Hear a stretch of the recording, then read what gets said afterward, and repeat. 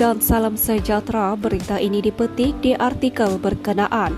Sebelum kita mulakan, jangan lupa di-subscribe dulu Toyondong Channel agar anda tidak ketinggalan video artis kesayangan anda.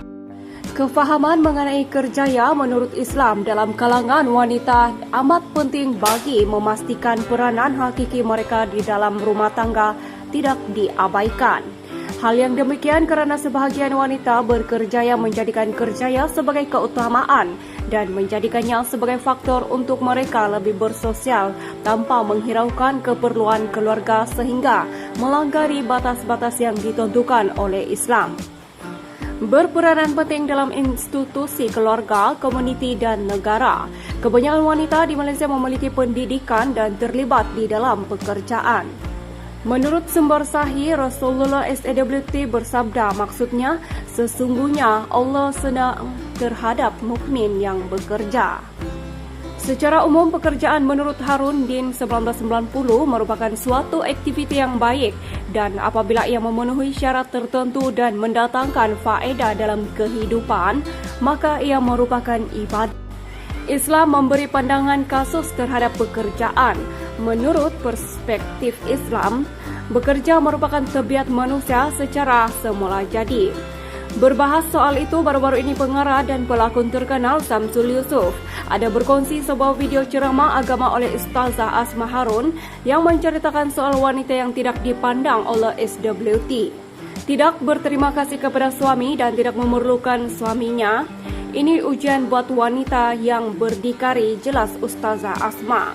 Video yang berdurasi 1 minit 52 saat yang dikongsikan itu menerangkan mengenai wanita yang tidak berterima kasih kepada suaminya dan tidak memerlukan suaminya karena dikatakan lebih berdikari. Bagaimanapun, Samsul telah bertindak menghadapkan komen menerusi perkongsiannya itu agar tidak dibanjiri kritikan maupun pendapat daripada netizen. Malah membincangkan mengenai mengapa golongan perempuan lebih banyak di neraka. Memetik kenyataan pendakwa terkenal, Ustaz Azhar Aidrus berkata, sebab utamanya adalah kerana wanita yang juga seorang istri sering kafur dengan suami mereka.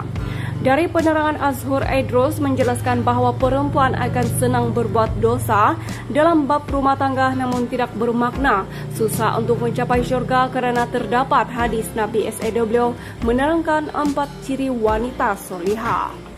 Daripada Anas R.A. Rasulullah SAW bersabda yang bermaksud, apabila seorang wanita istri itu melakukan solat 5 waktu, berpuasa pada bulan Ramadan, menjaga harga dirinya dan mentaati perintah suaminya, maka di akhirat kelak dia dipanggil untuk masuk ke syurga daripada mana-mana pintu yang disukai sesuai dengan pilihannya. Umum mengetahui mengenai kemelut rumah tangga yang dihadapi oleh Samsul dan isteri pertamanya Puteri Sarah yang bagaikan saling berperang di media sosial. Sebelum ini, pada 16 Januari lalu, Puteri Sarah memfailkan permohonan cerai di Mahkamah Syariah Kuala Lumpur mengikut Saksian 47 Akta Undang-Undang Keluarga Islam Wilayah-Wilayah Persekutuan 1984. Ibu kepada 2 anak itu dilaporkan nekat memfailkan tuntutan cerai selepas krisis rumah tangga sejak 4 tahun lalu tidak menemui jalan terbaik. Selain enggan bermadu selepas Samsul membuat pengakuan bernikah dengan Irah Kazar sebagai isteri kedua awal tahun ini.